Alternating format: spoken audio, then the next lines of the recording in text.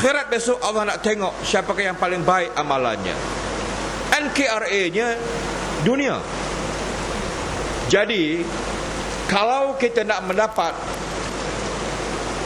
ataupun kita mau mempersembahkan amalan terbaik kita kepada Allah Subhanahu wa Ta'ala besok di alam akhirat, maka wilayahnya ialah di dunia ini. Kita tak boleh buat amal baik lagi dalam kubur. Tak boleh lagi kita nak buat amal baik kita bila kita dibangkitkan di padang mahsyar. Tak boleh lagi. Dah tutup akaun. Tak boleh. Jadi kalau nak buat amal baik, daripada kita akil baligh, memayyiz, boleh beza hitam putih, panjang ke pendek, hitam ke cerah ke, baik buruk, dosa pahala, sampailah kita pada saat dan ketika nyawa sampai pada halkum. Waktu itu tempoh waktu kita nak buat yang terbaik. Lepas pada itu tak boleh. Tak boleh. Jadi kita harus ingat di dunia ini, yang kita nak capai di akhirat besok adalah depan Allah Subhanahu wa Ta'ala kita nak mempersembahkan yang terbaik. Ayat ini tuan-tuan sekalian cukup besar maknanya. Jangan kita lupa tentang hakikat penciptaan, kematian dan kehidupan. Saya tertarik dengan satu buku yang ditulis oleh seorang ulama tersohor hari ini. Beliau adalah Syekh Dr. Yusuf Al-Qaradawi. Beliau adalah merupakan presiden Persatuan Ulama Sedunia. Buku ini adalah merupakan koleksi ucapan-ucapan beliau yang masyhur. Dan saya baca satu bab dan saya sangat tersentuh dengan syarahan beliau ini yang malam ini saya nak kongsi dengan tuan-tuan semua. Dalam syarahan ini, Dr. Yusuf Al-Qaradawi menyatakan manusia ini dijadikan oleh Allah Subhanahu wa Ta'ala dengan dibekalkan dengan dua penasihat yang agung. Kerana apa? Kerana untuk menyedarkan manusia, untuk memberikan peringatan kepada manusia. Kerana manusia ini adalah ciptaan Allah, walaupun diciptakan dengan sebaik-baik kejadian. Laqad khalaqnal insana fi ahsani taqwim. Allah Subhanahu wa Ta'ala mengatakan dialah yang menciptakan manusia ini dengan sebaik-baik kejadian. Tetapi manusia ini sering kali lupa, lalai dan perlu untuk diperingatkan.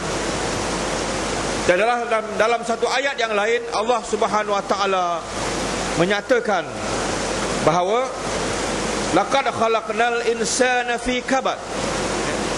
Aku ciptakan manusia itu dalam keadaan yang payah, dalam keadaan yang susah.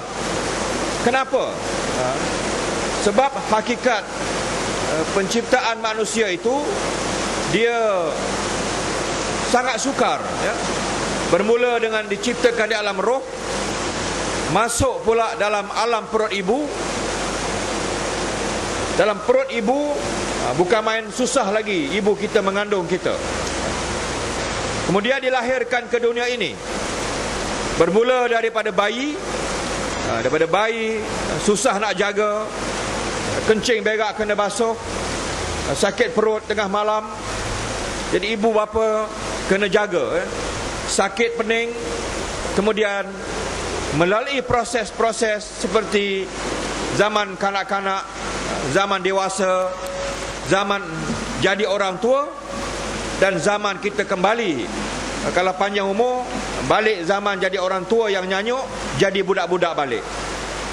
Jadi proses ekologi atau dalam sains pembangunan manusia ini, manusia itu memang kadang dia payah, sukar. Sebab itu dia perlu kepada peringatan. Jadi Yusuf Qaradawi menyatakan dalam syarahan dia, Sebab itu manusia ini dibekalkan dengan dua penasihat agung. Penasihat yang pertama ini ialah penasihat ini dia bersuara, dia berbunyi. Kita boleh dengar penasihat ini, iaitulah tidak lain tak bukan Al-Quran Al-Karim yang diturunkan oleh Allah Subhanahu wa taala dengan perantaraan Jibril alaihissalam kepada Nabi besar kita Muhammad sallallahu alaihi wasallam. Bermula dengan ayat Iqra bismi rabbikal ladzi khalaq sampailah kepada ayat terakhir.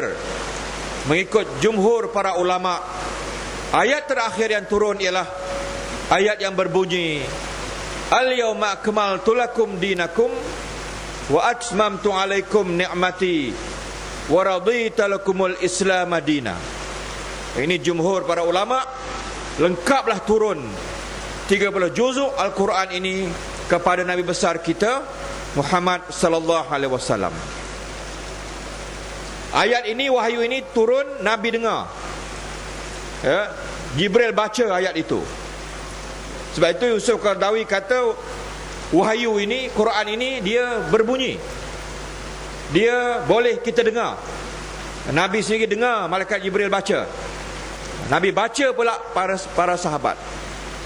Nabi dah wafat, sahabat-sahabat pun dah wafat, tetapi amanah ini akan diteruskan oleh ulama-ulama yang ikhlas, yang terus menyampaikan ajaran dari Quran ini, baca Quran ini, terjemahkan Quran ini, tafsirkan Quran ini, selagi mana ada para ulama dan para ustaz yang baca kan Quran ini, kita pada hari ini dapat mendengar untuk kita jadikan panduan dalam kehidupan kita. Sebab itu memang tujuan Quran ini, dia adalah merupakan ayat-ayat Allah untuk memberikan petunjuk kepada kita. Alif Lam Mim Zalikal kitabul la raiba fih hudal lil muttaqin. Ya, inilah Quran yang tidak ada keraguan kepadanya, petunjuk kepada orang-orang yang bertakwa. Ini tujuan Quran diturunkan. Jadi, dan kita pun mungkin sebelum daripada saya pada malam ini, banyak para ustaz yang bagi kuliah di tempat ini membicarakan bab nuzul Quran. Syahrul Ramadan alladzi unzila fihi al-Quran hudal linnas wa bayyinatin minal huda wal furqan. Bulan Ramadan ini padanya diturunkan Al-Quran untuk jadi petunjuk kepada manusia, keterangan-keterangan yang nyata, yang dia juga bersifat Al-Furqan. Al-Furqan ini ajar manusia untuk pandai membezakan. Beza untuk yang mana pahala, yang mana dosa, yang mana amalan yang kalau kita buat dapat ganjaran, yang mana kalau kita salah buat dapat dosa. Untuk kita nilai yang mana baik, yang mana buruk, yang mana panjang, yang mana pendek, yang mana kita semua diajar oleh Quran ini untuk kita jadikan panduan kita. Jadi tuan-tuan sekalian, dipendekkan cerita, maknanya selagi ada para ulama yang ikhlas, selagi mana dunia ini belum kiamat, penasihat yang pertama ini dia tetap akan bersuara, dia tetap berbunyi, dan kita boleh semua boleh dengar untuk kita jadikan panduan dalam kehidupan kita. Dan para ulama pula tafsirkan Quran ini.